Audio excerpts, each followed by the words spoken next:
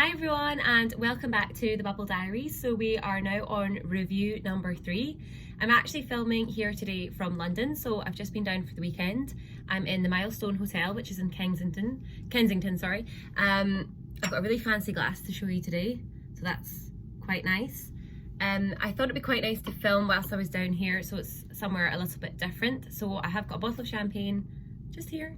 But as usual, I'd maybe like to just discuss a little bit about what I've been trying this month. So my boyfriend and I went for dinner at the Ivy in Glasgow, and I did have a slightly, I don't want to say awkward moment, but a slightly difficult moment where I wanted to know if the champagne was bubbly enough because I was ordering just one glass. I don't know if anyone else ever has this problem where they're with somebody like my boyfriend Jack, who will have a red wine or maybe a beer, but he won't really order champagne or Prosecco. So it leaves you ordering by the glass, which does pose the question of, is the champagne or Prosecco bubbly enough? Because, I mean, when you're drinking sparkling wine, that is a huge portion of the enjoyment, is the bubbly level. So I was in the Ivy and I basically decided to ask the waiter, without being cheeky, when was the bottle opened, which was the first time I've actually ever asked that in a restaurant or bar or anything like that. And he went away and was like, I'll go and check for you. He came back and he said it was 20 minutes ago. So I actually was like, that was quite a good way around a sort of awkward conversation, because I'm sure you, if you're drinking sparkling wine, you've been in that situation where you've been served a flat glass, and it is a very awkward scenario, and it's something I would like to discuss in a further video, the best way to deal with it and how to avoid it. And I do think saying, if you don't mind me asking, could you possibly tell me when this bottle was opened? Then it maybe slightly alleviates the awkwardness, but it was still a bit of an awkward moment. Anyway, so that was the Ivy. My sister and I, Lauren, who wanted to mention on this video because, interestingly enough, she actually prefers drinking Prosecco to champagne. So even if you offered her both, or the same price, she would pick Prosecco, but she does quite enjoy Moe champagne. So we actually met at Bow and Birdie in Glasgow, which is quite a new bar that's part of the Blytheswood Hotel, and we had a really nice bottle of Moe in there, so that was quite nice. I've also asked her to feature on a future video, so I think she's going to come on and say hi at some point. But yes, interestingly, she would pick Prosecco over champagne, so it would be quite good to sort of ask her reasons why on that, because for me, I do drink Prosecco, but I would always pick champagne. So I also asked if anyone had any suggestions as to how much a glass of champagne cost at Gleneagles, specifically Veuve Clicquot champagne, and the answer is it was £21. I mean, that's extortionate. We obviously only had one glass.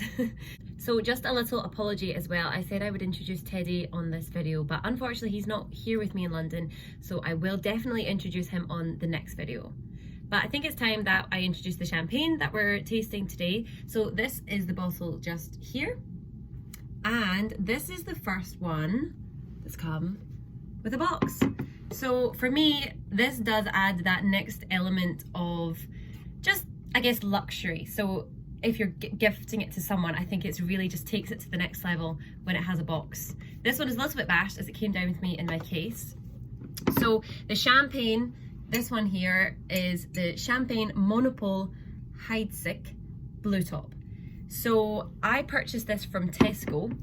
It was £27. That was the standard price, no discount. However, I have since seen it in, I think Asda was £21 and Sainsbury's was £20. So once I'm back from London, I'm going to go to the supermarket and see if it's still available at that price, just in case you're tempted. So that is a good price for this one. So as I said, this is the bottle here that we are tasting, Champagne Monopole Heidsieck. So this is actually a bottle that I've not really seen much of in bars or supermarkets or restaurants, and it's actually one I've never tried. So I'm going to open this bottle shortly, and I genuinely have never tasted it before, so this is a completely raw review. What I will say is that they are a well-renowned and highly respected champagne house. So they are actually one of the original Grand Marque. That's a terrible pronunciation. I think it's French, so it's going to be Grand Marque. It's this group of elite and prestigious champagne houses that are sort of the originals. So other champagnes part of the Grand Marque would be like Paul Roger, Bollinger, Veuve Clicquot, Moet. So it's all the big names. And they are, I guess, like the sort of VIP royalty champagne houses. So it's interesting that this Monopole champagne is one of them, because it isn't one that I, to be honest, have seen in a huge amount of places.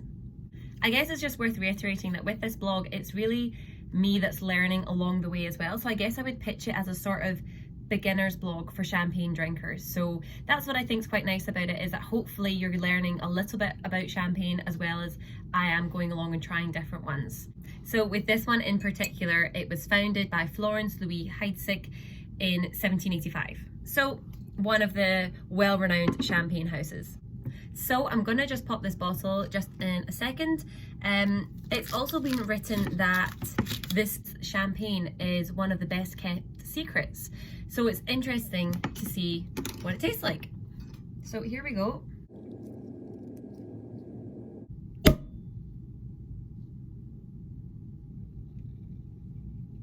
Ah, lovely. So I have got this gorgeous glass today. This is maybe gonna make it a little bit harder to see the champagne, but there's not much I can do.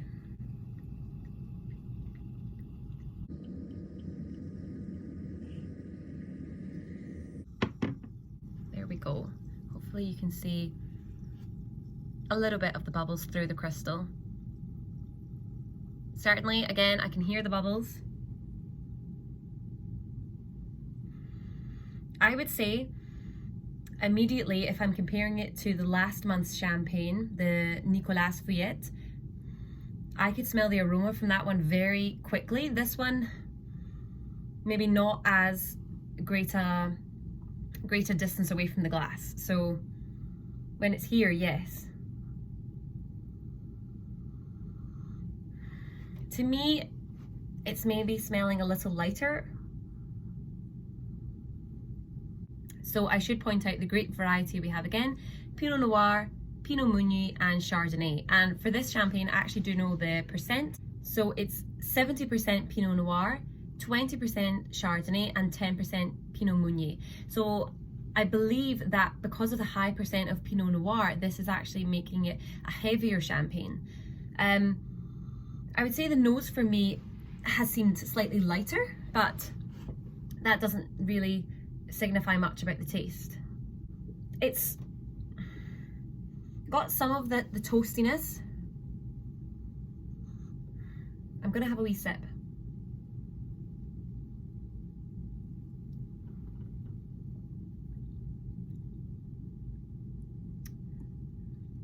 Okay, so I do think you would classify this as a slightly stronger flavoured champagne.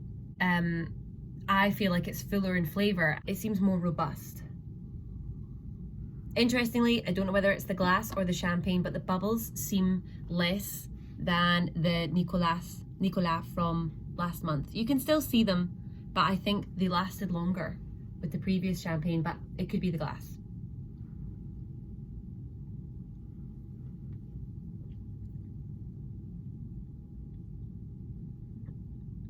I would say personally, I'm not finding there's much sweetness at all to this champagne, or any terribly fruity flavors.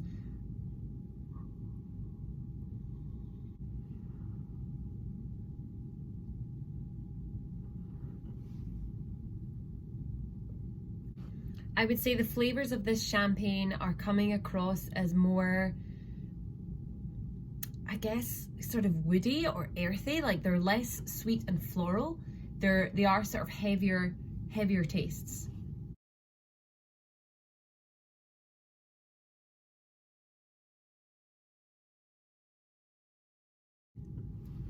I think I'd probably describe it as a sort of heavier styled champagne, so a bit more powerful, a bit stronger in the flavour. And that may be because we've discussed on the high percent of the Pinot Noir grape that's used. I think it's still drinkable. I can imagine if you're like my sister, you find some champagne too intense. I think this is one you'd maybe struggle with. For me, I quite like the strength of flavour. It's, I guess, I'm kind of thinking this is of a different champagne. So maybe the first two ones, I think to me seemed a bit lighter, maybe a bit more elegant. So you could have them as an aperitif. This is maybe something that I would probably have with dinner, but I know a lot of people don't actually like to drink champagne with dinner. I like to drink it any course, so that's fine. So I should give you the details of the bottle. So again, 70cl bottle, and it's 12.5%. I'm trying to think of a bit of a recap. The nose initially seemed to me to be more delicate. I think the flavour is more robust. The finish, it's probably quite strong in terms of the flavour, but it's not lasting too long.